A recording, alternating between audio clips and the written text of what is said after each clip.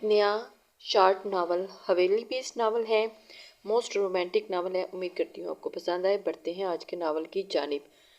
کمرہ ہلکی پھلکی سجاوٹ سے سجا ہوا تھا اور کمرے کے بیچوں بیچ رکھے گئے جہازی سائیڈ بیڈ پر وہ لہنگا پھیلائے بیٹھی تھی۔ آج اس کی سہاگ رات تھی اور ہر لڑکی کی طرح اس نے بھی اپنی اس رات کے لیے خوبصورت خوابوں کو سجا کر رکھا تھا۔ اب وہ بھی اپنی بے ترتیب دھڑکنوں کو سنبھالے بیٹھی تھی جب ایک دم سے ہی دروازہ کھلا، لیکن آنے والی ہستی اس کے لیے بالکل غیر متوقع تھی۔ اپنی ساس کو اندر آتا دیکھ کر اسے کافی حیرت ہوئی۔ جب اس کی ساس اسے دیکھتے ہوئے بولی، تم یہاں پر روایتی دلہنوں کی طرح لہنگا پھیلائے میرے بیٹے کا انتظار کر رہی ہو، حالانکہ میں تم پر واضح کر چکی ہوں کہ میں تمہیں یہاں پر صرف اور صرف اپنے پوتے کی خاطر لے کر آئی ہوں۔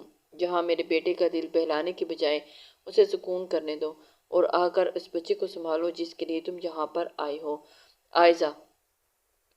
آئرہ اپنی ساس کا لہجہ اور بات سن کر کافی حیران تھی اور اسے ذرا برابر امید نہیں تھی کہ اس کا استقبال پہلی رات اتنا تضحیک امیز کیا جائے گا۔ وہ کچھ خوف زدہ نظروں سے اپنی ساس کو دیکھتے ہوئے منمنائی، آنٹی آپ وارث کو یہیں دے کر جائیں، میں اسے یہاں پر اپنے پاس رکھ لوں گی۔ جبکہ اس کی بات سن کر ایک بار پھر اس کی ساس کو شدید غصہ آیا۔ کیا مطلب میں اسے یہاں دے کر جاؤں؟ وہ ہمیشہ میرے کمرے میں رہتا ہے اور تم بھی جلدی سے یہ پھیلاوا سمیٹ کر میرے کمرے میں آ جاؤ۔ میرا بیٹا ابھی اپنی پہلی بیوی کے غم سے باہر نہیں آیا جو تم خود کو اس پر مسلط کر دو، وہ برہمی سے کہہ رہی تھی اور دروازے کے پار سنتا وسیع عجیب حیرت سے دوچار ہوا تھا۔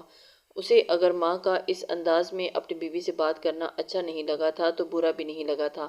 خود پر ایک مایوسی چھائی ہوئی تھی اور کل وقت ان تمام جھنجھٹوں سے دور اس مایوسی کو ختم کر دینا چاہتا تھا جو بار بار اسے ہنا کی یاد دلا رہی تھی۔ اس لیے اس سے پہلے اس کی ماں باہر آتی وہ الٹے قدموں سے واپس چلا گیا اور جا کر گاڑی میں بیٹھ گیا۔ اس نے اپنا موبائل بھی آف کر دیا تھا اور بنا کسی کو بتائے ایک انجان منزل کی طرف روانہ ہو گیا۔ اس کا ارادہ تھا کہ کسی انجان منزل کی طرف جا کر وہ کچھ وقت سکون سے گزار کر واپس آ جائے۔ اس لیے بنا اپنی نئی نویلی بیوی کو بتائے، وہ بنا اپنے خوبصورت لمحات کی پرواہ کیے وہ گھر سے باہر نکل گیا۔ گاڑی سڑک پر ایک عجیب و غریب منظر کی جانب رواں تھی اور اپنے ذہن میں پنپتی ہوئی سوچوں کے جھنجھٹ سے لڑ رہا تھا۔ جانے کیوں آج اسے رہ رہ کر ہنا کی یاد آ رہی تھی اور اسے یوں محسوس ہو رہا تھا جیسے وہ اسے کہیں نہ کہیں دکھ رہی ہے۔ نہ جانے کیوں اس کے دل میں یہ بات سما گئی تھی کہ اس نے ہنا کے ساتھ دھوکہ کیا ہے۔ فی الوقت اس میں اتنی ہمت نہیں تھی کہ وہ ہنا کی یاد کسی اور کو دے پاتا، اس لیے بے مقصدی سڑکوں پر گاڑی بھگاتے ہوئے سگنل پر اس نے جو دیکھا اس پر یقین کرنا اس کے لیے نہایت مشکل تھا۔ بھیک مانگتے ہوئے جب ایک لڑکی اس کے قریب آئی تو اسے دیکھ کر وہ دنگ رہ گیا تھا۔ بے اختیار اس کے منہ سے نکلا، ہنا! اسے یقین نہیں آ رہا تھا کہ سامنے کھڑی لڑکی ہنا ہے یا پھر وہ اس قدر یادداشت کھو چکا ہے کہ اب اسے عام لڑکیاں بھی ہنا کی طرح ہی نظر آ رہی تھی۔ وہ بنا پلک جھپکے اسے ہی دیکھ رہا تھا اور وہ بھی اسے یوں دیکھ رہی تھی جیسے پرتجسس نظروں سے کچھ تلاش کرنے کی کوشش کر رہی ہو۔ اور تھوڑی ہی دیر کے بعد وہ طلسم ٹوٹا جب اس لڑکی نے ہاتھ آگے بڑھاتے ہوئے اس سے بھیک مانگی اور وہ اسے کچھ رقم دیتے ہوئے گاڑی آگے بڑھانے لگا۔ اس کا دل بے ترتیب انداز سے دھڑک رہا تھا۔ وہ ہو بہو ہنا ہی تھی اور اس کے چہرے کو کیسے بھول سکتا تھا؟ نہ جانے وہ کون تھی اور یہاں پر کیا کر رہی تھی؟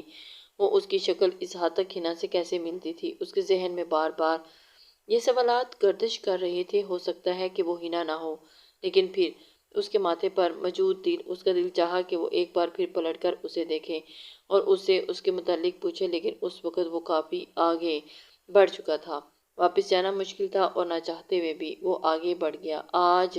اسے آج بھی وہ دن اچھی طرح یاد تھا جب ہنا نے اسے پہلی بار یہ خبر سنائی تھی کہ وہ باپ بننے والا ہے۔ وہ اس روز بے حد خوش ہونے کے باوجود سب کچھ اپنی ماں کے سپرد کر چکا تھا۔ اسے اپنی ماں پر اندھا بھروسہ تھا۔ وہ اچھی طرح جانتا تھا کہ وہ اپنے بیٹے کی اولاد اور اس کی بیوی کے ساتھ کسی قسم کی ناانصافی نہیں کرے گی۔ پلک جھپکتے ہی 7 ماہ گزر گئے اور جب 7واں مہینہ شروع ہوا تب ہی ہنا اسے اکثر کہا کرتی تھی کہ میری طبیعت خراب ہے، مجھے ڈاکٹر کے پاس لے چلو۔ اس روز بھی وہ صبح سویرے اٹھی تو اس نے وسیع کو یہی کہا کہ میری طبیعت خراب ہے، لیکن وسیع نے اس کی بات پر دھیان نہ دیتے ہوئے اسے سخت لہجے میں کہا کہ تم مجھ سے یہ سب کیوں بناتی ہو؟ تمہیں اس سب کا ذکر اماں کے ساتھ کرنا چاہیے، وہ کافی تجربہ کار ہیں اور انہوں نے بھی اولاد کو جنم دیا ہے، اور اسی وجہ سے اس لیے ایک عورت ہونے کی حیثیت سے وہ بہتر سمجھ سکتی ہیں۔ جب ہنا اس کی بات سن کر خاموش ہوگی اور تھوڑی دیر کے بعد وہ بے بسی سے اسے دیکھتے ہوئے بولی، میں نے آپ کی ماں سے کافی بار اس چیز کا ذکر کیا ہے، لیکن وہ میری بیماری کو بیماری نہیں سمجھتی۔ ان کو اندیشہ ہے کہ اگر میں بیمار ہو جاؤں گی تو گھر کی کام کاج کون کرے گا، اسی لیے اب خود مجھے ڈاکٹر کے پاس لے کر جائیں تاکہ میرا تفصیلی معائنہ ہو سکے۔ لیکن وسیع نے اپنی ماں کی طرف بھیجتے ہوئے کہا کہ جا کر اماں کو بتاؤ، وہ تمہیں ڈاکٹر کے پاس لے جائیں گی اگر لے جانا ہوا تو۔ نہ چاہتے ہوئے بھی اس نے ایک بار پھر اپنی ساس کے سامنے تھی اور اسے بتا رہی تھی کہ مجھے ڈاکٹر کے پاس لے کر جائیں، میری طبیعت کافی خراب ہے۔ اس کی ساس نے اس کی بات سن کر سخت تیوروں سے گھورتے ہوئے اس کی جانب اسے کہا، بی بی، ہم نے بھی بچے پیدا کیے ہیں، تمہارے تو نخرے ہی نہیں ختم ہوتے۔ جب دل کیا ڈاکٹر کے پاس چلیں گے، جب آخری مہینہ آ جائے گا تو ہم ڈاکٹر کے پاس چلے جائیں گے، اس لیے خاموشی سے گھر کے کام کاج کرو۔ اور وہ خاموشی سے واپس پلٹ آئی اور اچھی طرح جانتی تھی کہ یہاں پر اس کی بات سننے والا کوئی نہیں ہے۔ شدت غم سے اور پچھتاوے سے اس کی آنکھوں کے کنارے بھیگنے لگے تھے۔ کاش وہ اس وقت اپنی ماں کی بات سن لیتا اور وہ خود ہی ہنا کو ہسپتال لے جاتا۔ اس چیز کا اسے اس روز شدت سے احساس ہوا تھا جب اس سے اگلے ہی دن وہ ICU کے باہر کھڑا ڈاکٹر کے یہ الفاظ سن رہا تھا کہ آپ نے پریگنینسی کے دوران ایک بار بھی اپنی بیوی کا چیک اپ نہیں کروایا۔ بلڈ پریشر بڑھنے کی وجہ سے وہ اس قدر کمزور ہو چکی ہیں کہ 7 ماہ میں ہی بچے کی پیدائش ممکن ہے اور اس دوران صرف ایک ہی جان بچ سکتی ہے، اور اس نے بارہا کہا کہ میری بیوی کی جان بچا لیجیے، لیکن اس وقت اسے دیر ہو چکی تھی۔ اس کی ماں مسلسل اسے اس وقت بھی جلی کٹی سناتے ہوئے برس رہی تھی کہ ایک ایسی کمزور بہو بیٹے کے پلے باندھ دی ہے جس سے ایک بچہ پیدا نہیں ہو رہا، اور ہمارے دور میں تو کام کاج کے دوران ہی بچے کی پیدائش ہو جاتی اور ماں کو پتہ تک چلتا تھا۔ وسیع کو اس وقت اپنی ماں پر نہایت غصہ آ رہا تھا، لیکن وہ خاموش تھا کیونکہ اس وقت اس کے ضروری تھا صرف ہنا کی جان بچانا۔ جب ڈاکٹر نے باہر آ کر اسے یہ اطلاع دی کہ وہ اسے ہنا کو نہیں بچا پائے تو اسے یوں محسوس ہوا جیسے اس کے سر پر ہسپتال کی چھت آن گری ہو۔ وہ ماں کے کہنے پر اسے ICU میں لے کر آیا تھا اور جہاں پر سہولیات بہت محدود تھی، اور اسے اس وقت شدت سے احساس نے گھیرا تھا کہ آج بھی اسے یہ احساس گھیر لیا کہ کاش اس روز وہ اپنی بیوی کی بات مان لیتا تو شاید اس کی جان بچ جاتی، اور اس کی ماں کی بھانجی تھی اور غریب بہن کی بیٹی تھی، لیکن اس کے باوجود وہ اسے ساس کی طرح بیہیو کرتی اور اس کی ہر وقت بنا ہی اپنی مرضی مسلط کیے رکھتی تھی۔ ہنا کی وفات کے بعد ہی اس کی ماں نے اس بات پر غور کیا کہ جلد سے جلد تدفین کر دی جائے، کیونکہ ڈاکٹر نے زیادہ دیر رکھنے سے منع کیا ہے۔ نہ ہی اس نے میت کو اس کے والدین کے پاس جانے دیا، بلکہ کہا کہ ہم خاندانی لوگ ہیں اور ہمیں اچھا نہیں لگتا کہ ہماری بہو کی میت واپس چلی جائے، اس لیے ہم یہیں پر رہ کر اس کی آخری رسومات کریں گے۔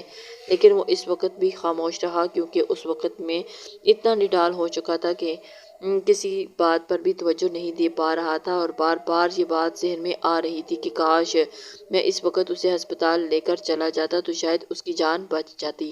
اس کا معصوم سا چہرہ بار بار میری نظروں کے سامنے گھوم جاتا۔ اماں کی دوست رضیہ کا بھانجا اسی ہسپتال میں وارڈ بوائے تھا، اور اماں نے یہ کہہ دیا تھا کہ وہ ہماری اچھی خاصی بچت کروا دے گا، اور نہ جانے کیسے اس وقت اماں کی باتوں میں آ گیا اور جس کا اب مجھے شدت سے پچھتاوا ہوا تھا۔ شادی کے تیسرے روز ہی اماں نے اسے یہ کہہ کر بلانا شروع کر دیا کہ میں اپنے بیٹے کے لیے ایک خوبصورت لڑکی لے کر آؤں گی جو اس کی تنہائی کو دور کر دے گی اور اسے بھی پھر سے جینا سکھا دے گی۔ اور اس وقت بھی اسے اماں پر شدید حیرت ہوئی تھی کہ وہ ابھی اس کی بیوی کو مرے ہوئے صرف 3 دن ہی گزرے تھے۔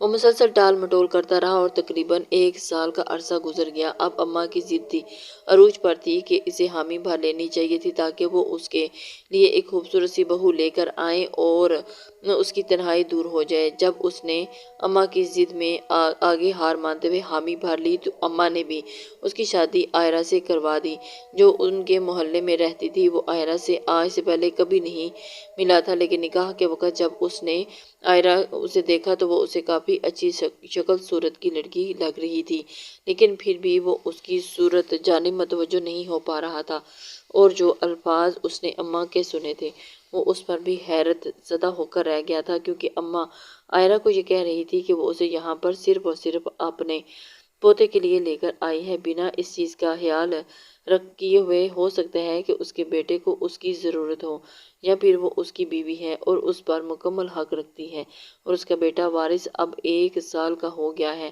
اور اس کا مشکل وقت تو اس نے خود ہی گزار لیا تھا، اور اب 1 سال ہونے کے بعد اماں کو ایسی کون سی ضرورت لاحق ہوگی تھی کہ وہ اس لڑکی کو وارث کے لیے اپنے پاس ہی سلانا چاہتی تھی۔ باتوں کا ایک جال تھا جو اس کے دماغ میں بن رہا تھا، لیکن اس سب کے باوجود اس کی مکمل توجہ اس لڑکی کی جانب تھی جسے وہ ابھی کچھ وقت پہلے ہی دیکھ کر رہا تھا۔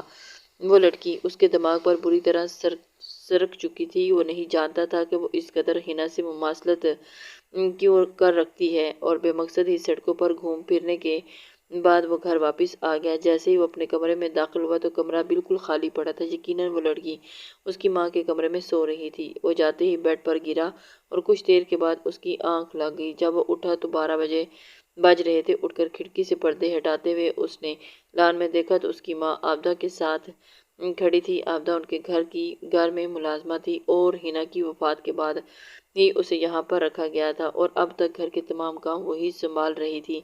وہ حیرانی بھری نظروں سے دیکھتا رہا جب اماں عابدہ کو پیسے پکڑاتے ہوئے کچھ رازدارانہ طریقے سے اسے سمجھا رہی تھی، اور تھوڑی دیر کے بعد عابدہ باہر چلی گئی اور اس کی ماں نے پلٹتے ہوئے اسے دیکھ لیا تھا۔ وہ اچھی طرح جانتی تھی کہ اس کا بیٹا کھڑکی میں اسے دیکھ رہا ہے، اور وہ بھی خاموشی سے واپس پلٹ آیا، اور فریش ہونے کے بعد جیسے ہی باہر گیا تو اماں لاؤنج میں صوفے پر بیٹھی ٹی وی دیکھ رہی تھی، اور وارث ان کے پاس کھیل رہا تھا۔ لاؤنج میں آتے ہی اس نے اماں کو سلام کیا اور آرام سے بیٹھ گیا۔ اماں نے دیکھا کہ آج اس کا بیٹا بہت فریش لگ رہا ہے، تو پھر اس کے بیٹھتے ہی ماں نے پوچھا، اماں آپ عابدہ کے ساتھ کیا کر رہی تھیں؟ اس کی طرف دیکھتے ہوئے سنبھلتے ہوئے بولی، عابدہ کو میں نے کام سے نکال دیا ہے، اب گھر کے کام کاج نے بہو ہی دیکھ لیا کرے گی۔ جب اسے یہ سب کچھ سنتے ہوئے شدید حیرت ہوئی تھی۔ عائرہ کی شادی کو ابھی صرف 1 رات ہی گزری تھی، اور اس کی اماں اس پر وارث کی بھی ذمہ داری تھی، لیکن اماں وہ اکیلی لڑکی اتنے سارے کام کیسے کرے گی؟ جبکہ اس کی ماں نے اس کی طرف سخت نظروں سے دیکھتے ہوئے کہا تھا، اگر تمہیں اپنی بیوی سے زیادہ ہی ہمدردی ہو رہی ہے تو اچھی طرح سن لو، تمہاری بیوی نے مجھ سے پورے 5 تولے سونا لیا ہے، اور تب ہی تم سے نکاح کیا ہے، اور اس وقت میرا ہاتھ اتنا کھلا نہیں ہے کہ میں اتنے اخراجات کے بعد ملازمہ کا بھی انتظام کروں، اس لیے اب اسے یہ سارے کام سنبھالنے ہوں گے۔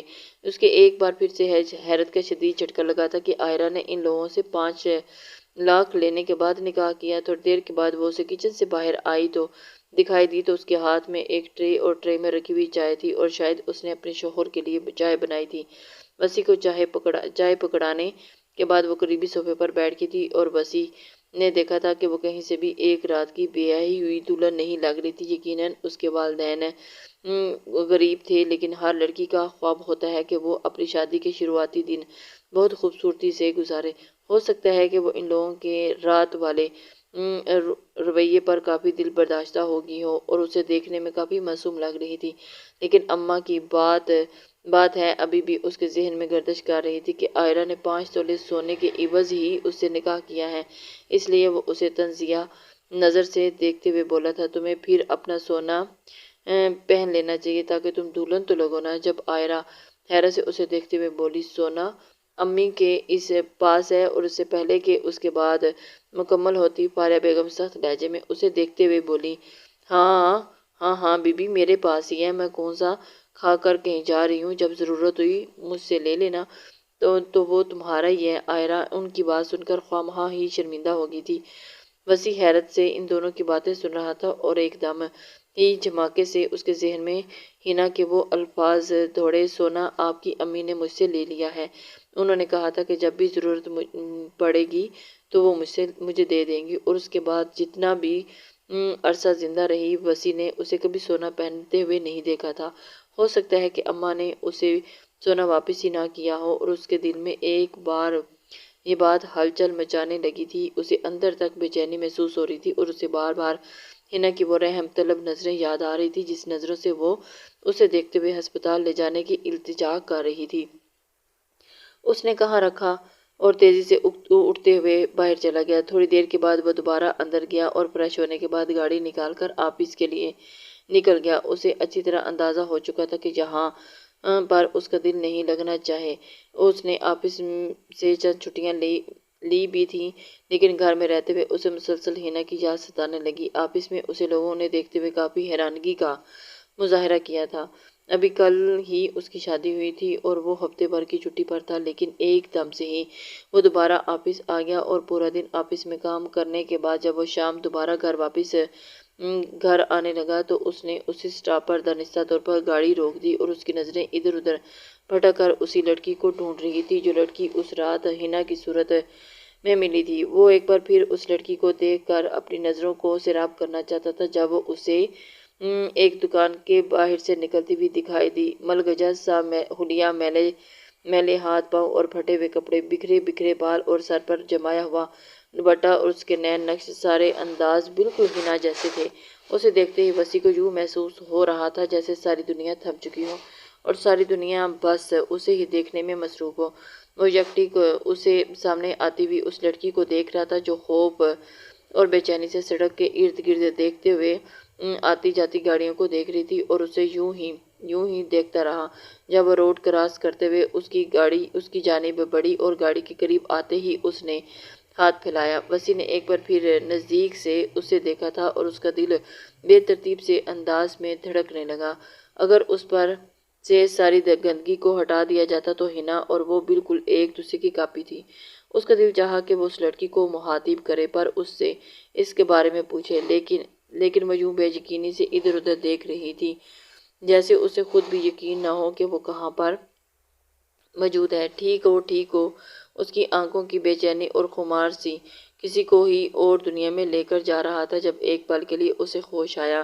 اس نے جلدی سے پیسے نکال کر اس کی ہتھیلی پر رکھے تھے اور گاڑی آگے بڑھا کر لے گیا تھا۔ اگر وہ ہنا ہوتی تو اسے ضرور پہچان لیتی۔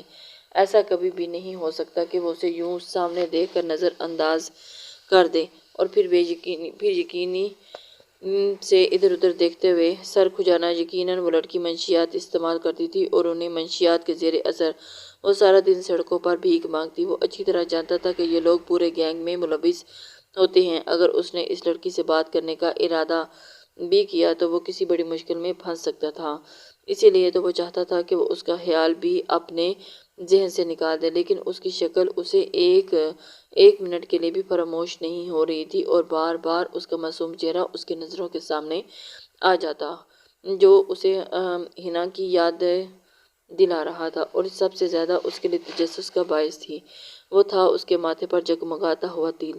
جب اس کی طرف دیکھتے ہوئے کہتی تھی کہ مجھے اللہ کے نام پر کچھ دے دو تو اس کی آواز بھی ہو بہو ہی ہنا کے جیسی تھی، اور اس کی گاڑی کا رخ ڈاکٹر کامران کے کلینک کی جانب تھا۔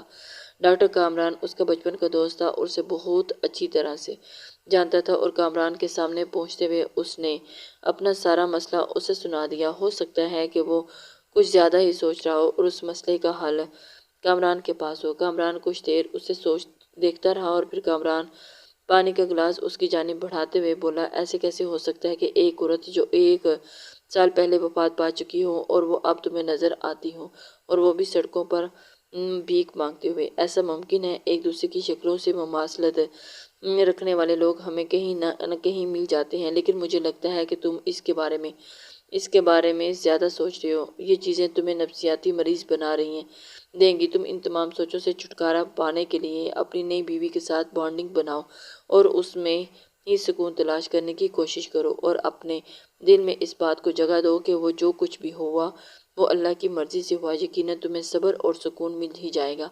کامران کی باتیں سنتے ہوئے اس کا دماغ کافی حد تک ہلکا پھلکا ہو چکا تھا۔ ہو سکتا ہے کہ ایسا ہی ہو جیسا کامران کہہ رہا ہے۔ واپسی بار آتے ہوئے اس نے پھولوں کا ایک گلدستہ آئرہ کے لیے لے لیا۔ وہ کامران کی بات مان کر بھی دیکھ لینا چاہتا تھا۔ ہو سکتا ہے کہ وہ ہنا کے بارے میں زیادہ سوچ رہا ہو اور اسی وجہ سے اس کے ساتھ یہ مسائل درپیش آ رہے ہوں۔ آئرہ کو بھی وہ اس کے حق سے محروم نہیں رکھنا چاہتا تھا۔ ہو سکتا ہے کہ وہ آئرہ کے ساتھ رومانیت بڑھائے تو اسے سکون مل جائے۔ وہ اس کے دل سے یہ تمام پچھتاوے اور وہم جاتے رہیں اور رات اسے گھر آتے آتے کافی دیر ہو چکی تھی اور آئرہ ایک بار پھر اس کی ماں کے کمرے میں رہائش پذیر تھی۔ اسے یہ سب کچھ دیکھتے ہوئے کافی غصہ آیا اور کھانا وہ کامران کے ساتھ ہی کھا کر آیا تھا، لہٰذا اسے کھانا نہیں کھانا تھا۔ وہ سیدھا اپنی ماں کے کمرے میں گیا اور وارث کو گلے مل کے اس دن بھر کی تھکاوٹ دور ہو گئی تھی۔ اور ننھا منا سا بچہ اسے دیکھ کر بابا بابا کہتے کھیلنے لگ جاتا اور مسکرا کر رہ جاتا۔ اور پھر اس نے اٹھتے ہوئے آئرہ سے کہا کہ اپنے کمرے میں آ جانا۔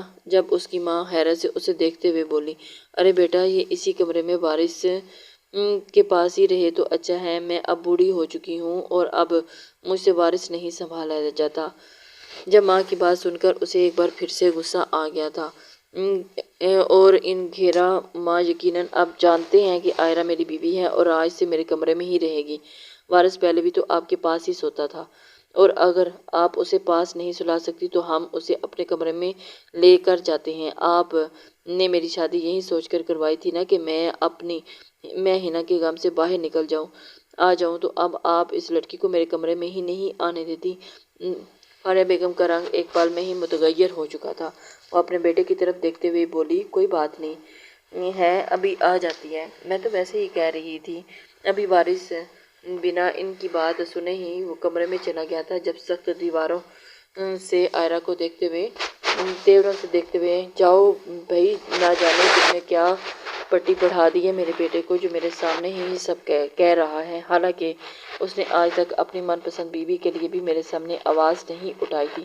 جب خاموشی سے وسیع کے کمرے میں چلی گئی، اسے خوشی بھی ہو رہی تھی کہ اس کا شوہر اسے اپنانا چاہتا ہے، لیکن اسے خوف بھی ہو رہا تھا کیونکہ اس نے اس شخص کے بدلتے ہوئے رنگ کو دیکھ لیا تھا۔ وہ کسی وقت بھی اپنے مزاج کے بالکل مترادف ہوتا اور کسی وقت اپنا اتنا سخت مزاج ہو جاتا کہ اسے بات کرنا پھر بھی دشوار ہو رہی تھی۔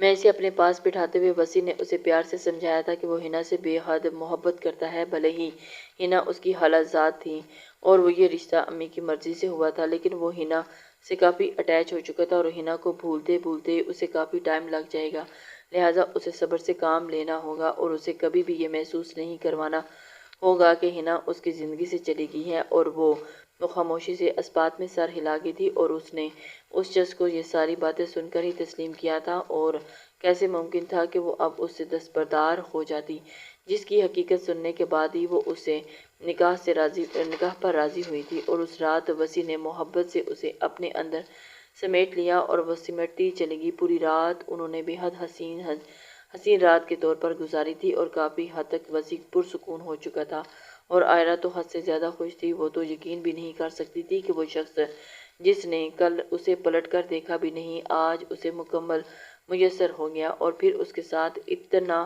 اتنے اچھے طریقے سے بیہیو کرتے ہوئے پیار دکھا رہا تھا، جبکہ فاریہ بیگم تو پوری رات ہی انگاروں پر لوٹتی رہی۔ وہ اچھی طرح جانتی تھی کہ یہ لڑکی ہنا کی طرح سست نہیں ہے بلکہ اچھی خاصی پڑھی لکھی اور تیز ہے۔ وہ ان کے بیٹے کو منٹوں میں اپنے قابو میں کرنے کا رکھتی ہے اور اس وقت بھی انہیں یہی خوف تھا کہ اگر ان کا بیٹا ان کے ہاتھ سے نکل گیا تو وہ کہاں جائیں گی۔ پوری رات اس نے آئرہ کے ساتھ گزار لی، لیکن دل میں ابھی بھی بے چینی تھی اور ابھی بھی دل تھا کہ وہ اسی سٹاپ کی جانب کھینچا جا رہا تھا۔ نہ جانے اسے کیا ہو گیا تھا، اسے سمجھ میں تو کچھ نہیں آ رہا تھا اور پورا دن وہ یہی سوچتا رہا۔ اور پھر آفس کے بعد وہ ڈاکٹر کامران سے ملنے کے لیے چلا گیا اور اس نے کامران کو واضح لفظوں میں بتا دیا کہ میں نے کل رات اپنی بیوی کی قربت اختیار کرتے ہوئے اسے اپنے قریب کیا، لیکن پھر بھی میرے دل سٹاپ کی طرف ہی ہمکتا ہوا جلا جا رہا تھا اور میں نہیں جان سکتا کہ وہ کس قدر میری بیوی سے مماثلت رکھتی ہے۔ ڈاکٹر کامران نے اسے تسلی دیتے ہوئے اسے سمجھانے کی کوشش کی، یار تم بہت زیادہ سوچ رہے ہو، تمہاری سوچ کی وجہ سے یہ چیزیں ہو رہی ہیں۔ ڈاکٹر کامران کو اب یہ معاملہ بے حد سنجیدہ لگ رہا تھا، اس لیے وہ اٹھتے ہوئے اسے بولا، چلو میں تمہارے ساتھ چلتا ہوں، مجھے دکھاؤ۔ اس کے ذہن میں مسلسل یہی بات گردش کر رہی تھی کہ یہ کوئی دھوکہ ہوگا یا پھر وسیع کا وہم۔ جب وہ خود وہاں جا کر دیکھے گا تو بس ہی کو سمجھانے میں آسانی ہوگی۔ اور ویسے بھی وہ وہاں پہنچا اور خود بھی حیران اور پریشان تھی۔ سامنے کھڑی لڑکی بالکل وسیع کی بیوی تھی اور کتنی بار ہینا سے مل چکا تھا اور ان کے گھر میں بھی آتا جاتا تھا، لیکن سامنے کھڑی لڑکی اتنی واضح طور پر اس سے مماثلت رکھتی تھی کہ کامران بے یقین سب سے دیکھتا رہ گیا۔ تھوڑی دیر کے بعد وہ لڑکی ان کے قریب آتی ہوئی دکھائی دی اور شیشے سے اندر منہ ڈالتے ہوئے بولی، خدا کے نام پر مجھے کچھ دے دو۔ اس نے اپنا ہاتھ آگے بڑھایا ہوا تھا اور اس کی آواز سن کر کامران کو ایک اور بار حیرت کا شدید جھٹکا لگا، اور اس کی آواز بھی بالکل ہینا کے جیسی تھی۔ وہ جو سمجھ رہا تھا کہ وسیع پاگل پن کی وجہ سے ایسی باتیں کرتا ہے، اب خود پریشان بیٹھا تھا، اور وہیں بیٹھے بیٹھے اس نے اپنے ذہن میں وہ ترکیب سوچ لی جس پر عمل کر کے وہ اس لڑکی کا بایو ڈیٹا نکلوا سکتا ہے۔ صرف ایک ہی پل میں ہی اس نے اتنی جلدی اس کی فنگر پرنٹ لے لیا کہ وہ پھر اس لڑکی کو جانے دیا، اور اب اس کے پاس اس کے حل کے لیے مکمل ترکیب تھی جو اس نے وسیع کو بتائی تو وہ بھی پاگل ہی ہو چکا تھا۔ میرے خیال میں ہی اس کی اس وقت نادرا میں جانا چاہیے، اور یہ فنگر پرنٹ دکھانے کے بعد تمہارے شکوک اور شبہات دور ہو جائیں گے کہ یہ لڑکی کون ہے۔ وہ اب وسیع کی طرح یہ راز جاننا چاہتا تھا کہ کیونکہ وہ لڑکی اسے بھی ہو بہو وسیع کی مرحومہ بیوی کی طرح ہی لگی تھی۔ وسیع رش ڈرائیونگ کرتے ہوئے نادرا کی جانب جا رہا تھا اور اس نے سختی سے اپنے لب ایک دوسرے میں پیوست کر رکھے تھے، جس کی وجہ سے وہ اپنے اندر کے جذبات کو کنٹرول کیے بیٹھا تھا۔ اس کا بس نہیں چلتا تھا کہ وہ اس لڑکی کو اٹھا کر اسی وقت گاڑی میں ڈال دیتا اور کسی جگہ پر لے جا کر اس کی شناخت کروا دیتا تاکہ اسے پتہ چل جاتا کہ وہ کون ہے اور ہینا کیوں نظر آتی ہے۔ لیکن اب اسے اس چیز کا حل مل چکا تھا اور وہ اسے ہر حال میں قید لینا چاہتا تھا، اور وہ نادرا میں جاتے ہی اس نے ان کو ہدایت دی کہ اس فنگر پرنٹ سے اس لڑکی کا بایو ڈیٹا نکلوانا ہے۔ یہ فنگر پرنٹ کس کا ہے؟ اور تھوڑی سی ہیل حجت کے بعد وہ لوگ اس لڑکی کا بایو ڈیٹا نکالنے پر راضی ہو گئے، اور جو حقیقت اس کے سامنے آئی اسے یوں محسوس ہوا جیسے وہ کسی بت کی مانند ساکت ہو چکا ہے، نہ ہی اس میں کوئی جذبات ہوں اور نہ ہی اس میں کوئی احساسات باقی رہے ہوں۔ اس کاغذ کو پکڑے وہ کتنی ہی دیر بیٹھا رہا۔ وہ لڑکی ہینا تھی، یعنی اس کی نظر نے دھوکہ نہیں کھایا اور نہ ہی اس کے احساسات جھوٹے تھے۔ اسے پہلی بار دیکھتے ہی وسیع کا دل اتنی زور سے دھڑکا تھا کہ اسے محسوس ہو چکا تھا کہ وہ اس کے قریب ہے۔ اب کاغذ پر لکھے ہوئے حروف اس کی آنکھیں دھندلانے کے لیے کافی تھیں، اور وہ روتے روتے ان لفظوں کو پڑھ رہا تھا جہاں پر ہینا کا نام اور سارا بایو ڈیٹا موجود تھا، یعنی وہ زندہ تھی۔ حقیقت میں یہ انکشاف اسے پاگل کر چکا تھا، اور کامران نے اسے گلے سے لگا کر تسلی دی تھی۔ بالآخر اس نے اس لڑکی کو ڈھونڈ لیا جس کی امید وہ 1 سال پہلے ہی کھو چکا تھا، اور وہ اس دنیا میں نہیں رہی۔ یہ اس کے لیے ایک معجزہ تھا، اور ایک ایسا معجزہ جو اسے پاگل کر دینے کے لیے کافی ثابت ہوا۔ کامران کو گھر چھوڑنے کے بعد وہ سیدھا اسی سٹاپ پر آیا، اور وہ ساری جگہ جہاں پر اس نے ہینا کو پہلی مرتبہ اور پھر بارہا مرتبہ دیکھا اس نے چھان ماری، لیکن وہ کہیں نہیں موجود تھی۔ وہ پاگلوں کی طرح اسے گلی گلی کوچے کوچے میں ڈھونڈتا رہا، لیکن وہ یہاں پر موجود نہیں تھی۔ اس نے کتنے ہی لوگوں سے اس کے متعلق دریافت کیا، لیکن ہر ایک نے لاعلمی کا اظہار کیا۔ آخر وہ ایک بھکارن تھی، اور سڑکوں پر ہر روز کئی ایسی لڑکیاں بھیک مانگتی ہیں۔ وہ پاگلوں کی طرح اسے ڈھونڈتا رہا، اور وہ یہ نہیں چاہتا تھا کہ مقدر نے اسے ایک بار اسے تھمایا اور اب دوبارہ اسے چھین لے۔ اب اس میں مزید حوصلہ نہیں تھا کہ وہ اس لڑکی کی دوری کو برداشت کر پاتا۔ کافی کوشش کے بعد وہ واپس گھر چلا گیا، اور جاتے ہی سیدھا وہ فاریہ بیگم کے کمرے میں گیا تھا۔ جب وہ اپنے کمرے میں لیٹی آرام کر رہی تھی تو وسیع کو اتنی دیر کے بعد اس حالت میں آتے ہوئے دیکھ کر حیرانگی سے اٹھ کر بیٹھ گئی۔ مجھے بتائیں ہینا کہاں ہے؟ آپ نے تو کہا تھا کہ وہ اس دنیا میں موجود ہی نہیں، لیکن وہ یہیں پر ہے۔ مجھے بتائیں ہینا کہاں ہے؟ جب کہ فاریہ بیگم بوکھلاہٹ کا شکار ہو چکی تھی، انہیں سمجھ نہیں آ رہی تھی کہ اچانک ابتعاد کی کیا وجہ ہے کہ جبکہ وسیع کی پاگلوں کی طرح ان پر چیخ رہا تھا، وہ تو پہلے ہی اپنی ماں سے ہاں درجہ بدگمان ہو چکا تھا۔ عائرہ بھی پریشانی سے بھاگتے ہوئے اندر آئی تھی اور وسیع کی بات سن کر حیرانی اور پریشانی کے عالم میں ان دونوں کو دیکھ رہی تھی۔ یہ تم کس لہجے میں مجھ سے بات کر رہے ہو؟ وسیع، تم پاگل ہو گئے ہو کیا؟ یا پھر ذہنی مریض ہو چکے ہو؟ 1 سال پہلے تم نے اسے اپنے ہاتھوں سے دفنایا ہے اور اب تم خود ہی کہتے ہو کہ وہ زندہ ہے۔ جاؤ، جا کر اس کی قبر کھود کر دیکھ لو، ہو سکتا ہے تمہیں یقین دلانے کے لیے کوئی نہ کوئی ہڈی وہاں پر موجود ہو۔ اور وہ یہ کہہ کر آرام سے لیٹ گئی، اور وہ اچھی طرح جانتی تھی کہ 1 سال میں اب قبر میں اس کی ہڈیاں بھی موجود نہیں ہوں گی، لیکن وہ یہ نہیں جانتی تھی کہ اس کا بیٹا کس حد تک پاگل پن میں ڈوب چکا ہے۔ اور جب وہ گھر میں پڑا ہوا بیلچہ اٹھا کر باہر کی جانب بڑھا تو فاریہ بیگم کے ہاتھ پاؤں پھول گئے تھے۔ کس طرح کی غلط حرکت کر رہا تھا اور محلے والے اس کے بارے میں کیا سوچتے؟ وہ اسے باز رکھنے کی کوشش کر رہی تھی، لیکن اس وقت وہ کسی کی بھی بات نہیں سن رہا تھا۔ اسے ہر حال میں یہ حقیقت جاننا تھی جو حقیقت اسے مسلسل کئی روز سے پاگل کر رہی تھی۔ اس کا رخ قبرستان کی جانب تھا، اور شاید یہ پہلی بار ہی ہو رہا تھا کہ کوئی قبرستان میں جا کر کسی مردے کی قبر کو کھود رہا ہو۔ وہ کتنی ہی بار اس کی قبر پر گیا اور ہر بار اس کے لیے بے انتہا پھول لے جاتا، تحفہ لے جاتا، لیکن آج وہ بیلچے لے کر اس کی قبر کو کھودنے کے لیے جا رہا تھا۔ لوگ اس کے پاگل پن کو حیرانگی سے دیکھ رہے تھے۔ سب لوگوں نے اسے پاگل سمجھ لیا۔ کچھ لوگ دوبارہ کی قسمت پر حیران تھے جو اسے اس حالت میں دیکھ کر آنسو بہا رہی تھی، لیکن پھر بھی اسے اندر ہی اندر تسلی تھی کہ مردے کبھی واپس نہیں آتے اور اس کی بیوی مر چکی ہے۔ اس چیز کو سارے محلے نے دیکھا تھا کہ 1 رات پہلے جب وہ شخص مکمل طور پر اسے مل گیا تو اسے یوں محسوس ہوا جیسے وہ بہت خوش نصیب ہے، لیکن اسے یہ معلوم نہیں تھا کہ وہ صرف اور صرف 1 رات کے لیے ہی دستیاب ہوا تھا۔ ہر چیز کو حالات کے رحم و کرم پر چھوڑ کر وہ بس خاموش تھی، اور اس روز تمام لوگوں نے منع کرنے کے باوجود وسیع نے حنا کی قبر کو کھود ڈالا۔ وہ پاگلوں کی طرح بیلچے سے اس کی قبر کھود رہا تھا، بنا اس بات کی پرواہ کیے کہ اس کے ہاتھ کتنے زخمی ہو چکے تھے، اور اس کی قبر کو کھود کر اس نے پوری قبر چھان ماری، لیکن کوئی ہڈی بھی وہاں پر موجود نہیں تھی۔ اور اب تو اسے اس بات کا یقین ہو چکا تھا کہ وہ یہاں پر دفن ہی نہیں ہے، اور یہ بھی اچھی طرح جانتا ہے کہ وہ ہر حقیقت سے لاعلم ہے، اور حقیقت اسے اتنی جلدی معلوم ہونی، لیکن یہ سب کچھ وہ بعد میں معلوم کر سکتا تھا۔ اس وقت اس کے لیے ضروری یہ تھا کہ اپنی بیوی کو ڈھونڈنا، جو اسے مسلسل 3-4 دنوں سے جن رستوں پر نظر آ رہی تھی اب ان رستوں پر موجود نہیں تھی۔ صبح ایک بار پھر وہ انسپکٹر وقار کے سامنے موجود تھا، جب اس کا سارا مسئلہ سن کر کافی حیرت زدہ تھے۔ انسپکٹر وقار کے ساتھ اس کی رسمی سی بات چیت تھی، اور اب وہ حنا کو ڈھونڈنے کے لیے ان کی مدد لینا چاہتا تھا، اور انہوں نے اسے سمجھایا کہ یہ کیس کافی پیچیدہ لگ رہا ہے۔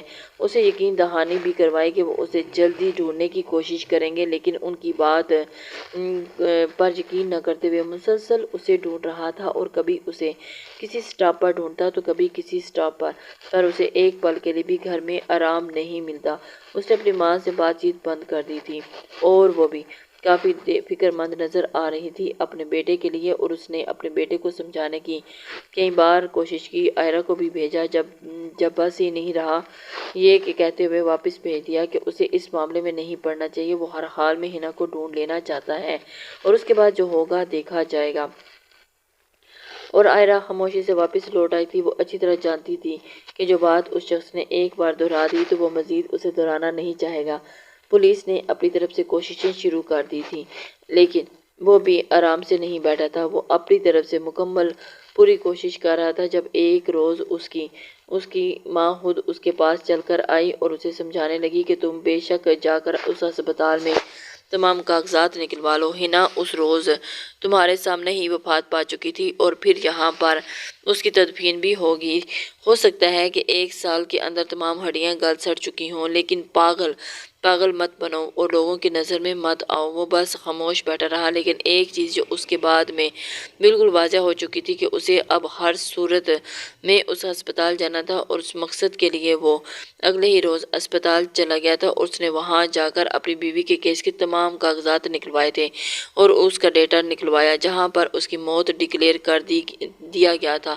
اس سے کافی مایوسی ہوئی، اور اس نے ڈاکٹر سے بھی ملاقات کی تھی اور اس سے بھی تمام حال احوال لیا تھا، لیکن اس اس نے بھی یہی کہا کہ تمہاری بیوی 1 سال پہلے ہی وفات پا چکی ہے اور یہ بھی وہی ڈاکٹر تھی جس نے اس چھوٹے سے کلینک میں اس کا کیس لیا تھا۔ تھوڑی دیر وہیں بیٹھا رہنے کے بعد وہ مایوسی سے واپس آنے لگا جب ایک چیز نے اسے چونکا کر رکھ دیا۔ گیٹ کے باہر کھڑی ہوئی گاڑی میں وہ جیسے ہی آ کر بیٹھا تو وہ حیران رہ گیا کیونکہ گاڑی میں 2 چٹھیاں اس کی منتظر تھیں۔ اس نے بے یقینی سے ارد گرد دیکھا لیکن وہاں پر موجود کوئی نہیں تھا۔ اس نے ایک چٹھی کو کھولا تو اس پر ایڈریس لکھا ہوا تھا اور دوسری چٹھی کو کھولتے ہی وہ حیرت زدہ رہ گیا تھا۔ کل 12 بجے میں اسی ایڈریس پر تم سے ملاقات کرنا چاہوں گا۔ نہ جانے کیوں مجھے یقین تھا کہ تم آؤ گے اور بالآخر تم آ ہی گئے۔ کل مجھ سے ملاقات کرنا اور کسی کو بھی نہ بتائے۔ میں تمہارا انتظار کروں گا۔ اس کا دل زور زور سے دھڑک رہا تھا۔ آخر وہ کون تھا جو اس سے اکیلے میں ملاقات کرنا چاہتا تھا؟ نہ چاہتے نہ ہی یہاں پر کسی کا نام لکھا تھا اور نہ ہی وہ یہاں پر کسی کو جانتا تھا۔ وہ تو یہاں پہلی بار تب آیا تھا جب ہنا کا بچہ ہوا تھا اور اس کے بعد وہ یہاں پر مڑ کر نہیں آیا۔ اور آج کون تھا جو اسے اتنا جلدی پہچان لینے کے بعد اس کا منتظر تھا اور اس سے ملنا بھی چاہتا تھا؟ بہرکیف ان تمام باتوں کے جوابات کے لیے اس نے اگلے دن 12 بجے تک کا انتظار کرنا تھا سو خاموشی سے واپس پلٹ گیا۔ اسے امید کا ایک سرا ہاتھ آ چکا تھا اور ہو سکتا ہے یہ جو کوئی بھی ہو ہنا کے بارے میں جانتا ہو۔ اس روز وہ ایک بار پھر اس اسٹاپ پر جا کر کھڑا ہو گیا لیکن مسلسل کھڑا رہنے کے بعد وہ تھک چکا تھا اور اسے ہنا نظر نہیں آئی۔ گھر واپس آنے کے بعد وہ بیڈ پر لیٹ گیا تھا اور کتنے ہی دن ہو چکے تھے نہ ہی اس نے آئرہ سے ملاقات کی تھی اور نہ ہی وارث سے پیار کیا تھا اور اس کا دل نہیں جانتا تھا کہ وہ اس سے ملے کیونکہ اس کے ذہن میں اتنی کشیدگی بڑھ گئی تھی کہ وہ اس معاملے کو جلد سے جلد نپٹا لینا چاہتا تھا۔ جب تھوڑی دیر کے بعد آئرہ اس کے کمرے میں داخل ہوئی اور اس کے قریب جا کر بیٹھ گئی، اس نے واضح طور پر دیکھا تھا کہ آئرہ کی آنکھوں میں ہلکے ہلکے آنسو جگمگا رہے ہیں۔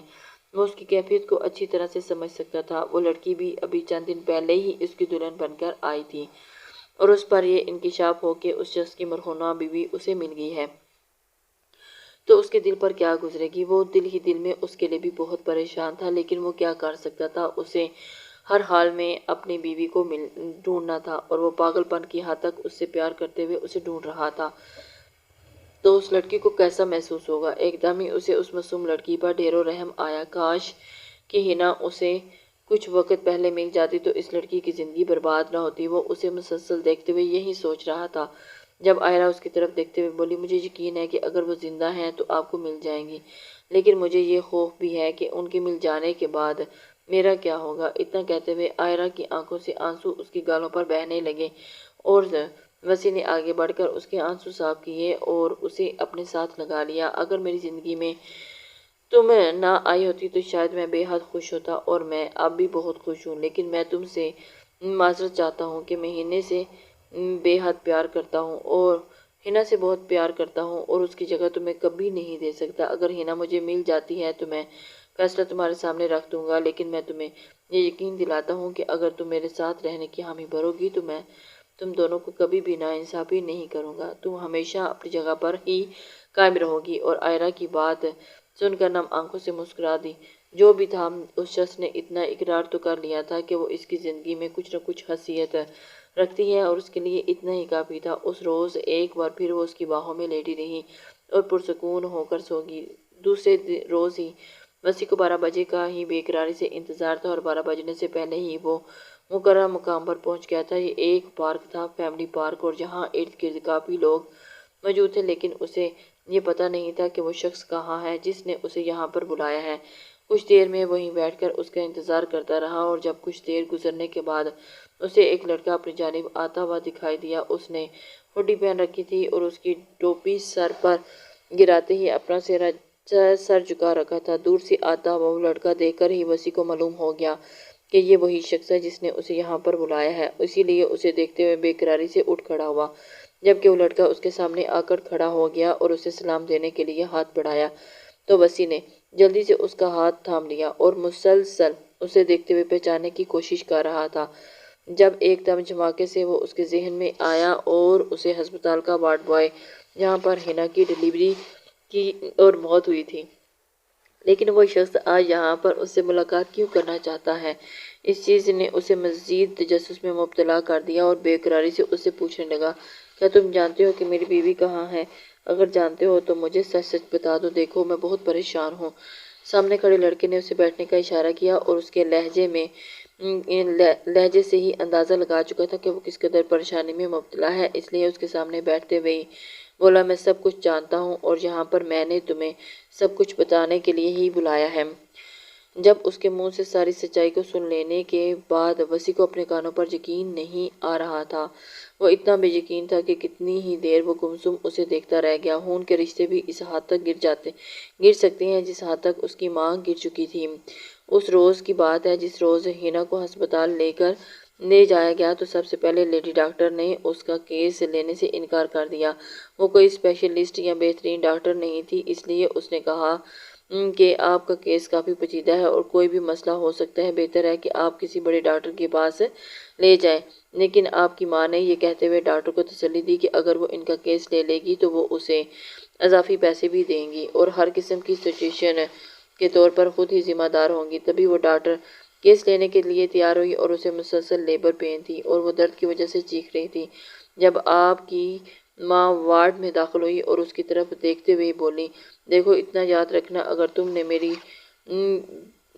تم نے بیٹی پیدا کی تو میں اسے زندہ دفنا دوں گی اور اپنی بیٹی کی زندگی سے تمہیں کھینچ کر نکال دوں گی۔ اگر بیٹا پیدا کرنا ہی ہے تو بیٹا پیدا کرو، ورنہ بے شک کسی بچے سمیت مر جاؤ۔ اس کی اس باقیت بھرے الفاظ سن کر وہ مسلسل رو رہی تھی اور اس کی منت سماجت کرتے ہوئے کہہ رہی تھی کہ مجھے ایک بار اپنے شوہر سے ملنے دیا جائے۔ اس لڑکے کی باتیں سن کر وسیع کی آنکھوں سے مسلسل آنسو بہہ رہے تھے۔ کوئی اتنا ظالم کیسے ہو سکتا تھا کہ اسے ایک عورت ہونے کے باوجود ایک عورت پر رحم نہیں آیا، اور وہ اس حالت میں جس حالت میں وہ بے حد قابل رحم ہوتی ہے۔ اور جب اس لڑکے نے ایک بار پھر اسے بات دہراتے ہوئے کہا کہ مسلسل ہائی بلڈ پریشر کی وجہ سے لیبر پین کی تکلیف سہنے کے بعد جیسے انہوں نے اس بچے کو جنم دیا وہ مستقل بے ہوشی کی حالت میں چلے گی، اور یہ ایک ایسی کیفیت ہوتی ہے جس میں مریض کو کوما میں چلا جاتا ہے اور پھر واپس آنے کے انتظار کرنا پڑتا ہے۔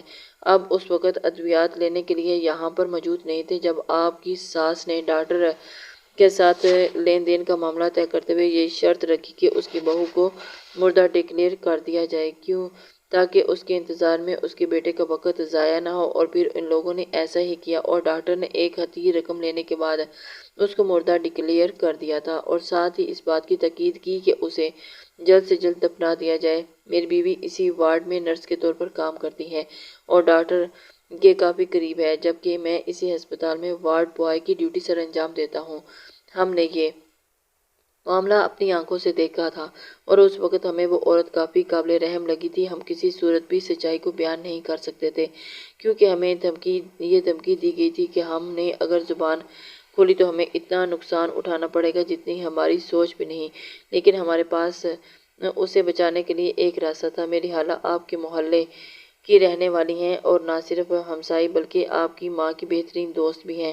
میں اسی بہانے اسی روز اپنی خالہ کے ہاں ٹھہرنے کے لیے آیا اور جس رات آپ لوگوں نے اس عورت کو دفنا دیا، ہم دونوں میاں بیوی نے جرأت کا مظاہرہ کرتے ہوئے انہیں باہر نکال کر ایک بار پھر ان کی قبر کو ویسے ہی بنا دیا تھا اور اسے لے کر ایک ہسپتال میں چلے گئے، لیکن ہمارے پاس اتنے وسائل نہیں تھے کہ ہم مکمل طور پر اس کا علاج کر پاتے، اور نہ ہی آپ ہمیں کہیں نظر آئے کہ ہم آپ کو ساری حقیقت سے آگاہ کرتے، اور نہ ہی ہمیں آپ پر یقین تھا کہ ساری حقیقت جان لینے کے بعد آپ مددگار ثابت ہوں گے۔ اسی لیے ہمیں یہ تسلی تھی کہ ہم نے اس لڑکی کی جان بچا لی ہے، اور ہم ایک سرکاری ہسپتال میں اسے کچھ دن زیر علاج رکھا اور کچھ دنوں کے بعد وہ ہوش میں آ گئی تو اس نے اپنی یادداشت کھو دی۔ ہمیں مسلسل اس بات کا ڈر تھا کہ کبھی ہمارے رشتہ داروں نے آ کر اسے یہاں پر دیکھ لیا تو اسے ایک بار پھر موت کے منہ میں جانا پڑے گا، اس لیے ہم نے اسے ایک ایسی عورت کے حوالے کر دیا جو NGOs چلاتی تھی، اور اس کے بعد ہم نہیں جانتے کہ وہ کہاں ہے۔ ویسے ہی بالکل کسی بت کی طرح ساکت بیٹھا تھا، وہ تو سوچ بھی نہیں سکتا تھا کہ وہ ہینا کا کتنا گناہ گار ہے، اور آخر اس نے کیا کچھ نہیں جھیلا تھا، اور اس کے سامنے بیٹھا شخص ایک بیگانہ ہو کر اس کے لیے فرشتہ ثابت ہوا اور اسے موت کے منہ سے نکال لیا، اور اس کے پاس الفاظ نہیں تھے کہ وہ اس کا شکریہ ادا کر پاتا۔ لیکن اس لڑکے نے کہا کہ مجھے شکریہ کی ضرورت نہیں ہے، بس میری آپ سے درخواست ہے کہ اس واقعے کا ذکر کسی سے مت کیجیے گا، کیونکہ اگر کبھی بھی ہمارا نام آئے گا تو ہم پکڑے جائیں گے اور نہ جانے پھر وہ لوگ ہمارے ساتھ کیا کریں گے۔ اسی عورت کے متعلق اس نے جان لیا تھا جو این جی اوز چلاتی تھی، اور این جی او کی آڑ میں معصوم اور بے سہارا لوگوں سے وہ بھیک منگواتی تھی اور اپنی روزی روٹی کا بندوبست کرتی۔ اب اسے ان لوگوں کے متعلق جانتے ہوئے ان لوگوں کا پیچھا کرنا تھا، اور بالآخر وہ اس معاملے میں بھی کامیاب ہو چکا۔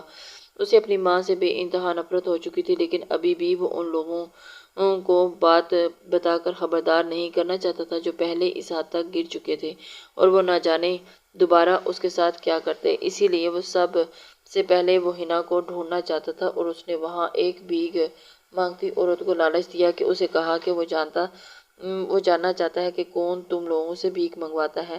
کچھ دن تو وہ عورت ٹال مٹول سے کام لیتی رہی۔ جب وسیع نے ایک بڑی رقم کی پیش کی تو وہ لالچ میں آ کر بتانے لگی کہ ہم فلاں عورت کے لیے کام کرتے ہیں اور وہ عورت ہمیں اپنی پناہ دیتی ہے، اور کھانا بھی ہم بھی اس کے بدلے ہم سے بھیک مانگتے ہیں، اور ہر سٹاپ پر 3 روز یا 4 روز کے بعد ہمیں سٹاپ چینج کرنے کے لیے کہا جاتا ہے، اور ہم علیحدہ علیحدہ سٹاپ پر منتقل ہو جاتے ہیں۔ اس نے اپنے موبائل میں سے تصویر نکالتے ہوئے اسے دکھائی اور پوچھا، کیا یہ عورت بھی آپ کے ساتھ بھیک مانگتی ہے، اور کیا تم جانتی ہو کہ یہ عورت کون ہے؟ تو وہ کچھ تصویر کو دیکھتی رہی اور پھر بولی، ہاں میں اسے جانتی ہوں، اور یہ بھی ہمارے ساتھ ہی بھیک مانگتی ہے۔ اب اس کا ذہنی توازن بھی کھو چکا ہے، کوئی نہیں جانتا کہ یہ کون ہے اور کہاں سے آئی ہے، اور نہ ہی کسی کو کچھ بتاتی ہے، بس کھانا کھاتی ہے، سو جاتی ہے اور صبح پھر بھیک مانگنے کے لیے نکل جاتی ہے۔ اس نے اس عورت سے پوچھ لیا تھا کہ وہ کس سٹاپ پر اب بھیک مانگ رہی ہے، اور جب اس عورت نے اسے بتایا تو وہ اسی وقت گاڑی میں بیٹھ کر وہاں سے چلا گیا، اور اس نے ہنا کو ڈھونڈ لیا تھا، اور اسے سامنے کھڑا دیکھ کر وہ بے انتہا ہو رہا تھا۔ وہ بس خاموش اور معصوم نظروں سے اسے دیکھ رہی تھی، جیسے جاننے کی کوشش کر رہی ہو کہ آخر وہ شخص کس کا گناہ گار ہے جو اتنا رو رہا ہے۔ اور پھر کچھ دیر کے بعد جانے لگی تو وہ لپک کر اس کی طرف بڑھا تھا اور اسے ہاتھ سے پکڑ لیا۔ میں تمہیں اب کہیں نہیں جانے دوں گا، تم میری ہو اور میں تمہیں اپنے ساتھ لے کر جاؤں گا۔ اور اس نے اسے کھینچتے ہوئے بنا کسی کی پرواہ کیے گلے سے لگا لیا تھا۔ وہ شاید اب اتنا خوفزدہ ہو چکا تھا کہ اسے ایک پل کے لیے بھی خود سے دور نہیں کرنا چاہتا تھا۔ اس نے اسے لے جا کر پولیس میں کمپلین کر دی تھی، اور جتنی بھی عورتیں وہاں پر مجبوراً بھیک مانگتی تھیں ان کو رہائی دلوائی تھی۔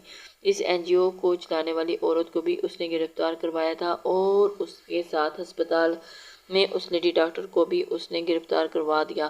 لیکن اس نے اس سارے معاملے میں ان دونوں میاں بیوی کا نام صیغہ راز میں رکھا تھا، کیونکہ وہ ان کا احسان مانتا کہ یہ ہلاکیات کے خلاف بات تھی کہ وہ اپنا احسان بھول جاتا۔ جس روز وہ اسے گھر لے آیا اس کی اماں اسے حیرت سے دیکھتی رہ گئی تھی۔ یہ وہی ہنا تھی جسے اس نے 1 سال پہلے دفن کروا دیا تھا، اور وہ جب وسیع نے اسے ساری بات کھول کر بتا دی تو وہ یوں بیٹھی رہی جیسے شرم سے زمین میں گھٹتی جا رہی ہے۔ وہ اپنی ماں کو اس قدر نیچ نہیں سمجھتا تھا، اس کی ماں نے اتنا گھنونا کھیل کھیلا تھا کہ وہ سوچ بھی نہیں سکتا تھا۔ اس کی زندگی کے ساتھ کھیل گئی۔